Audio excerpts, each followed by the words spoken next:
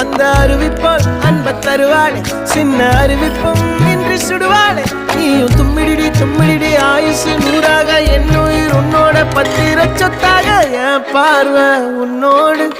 உன் பொம்மை கண்ணோடு பேசாமல் விண்ணோடு நாம் மிதந்து போவோம் காதாரா அடியானாலும் நான் தாங்க மாறோடு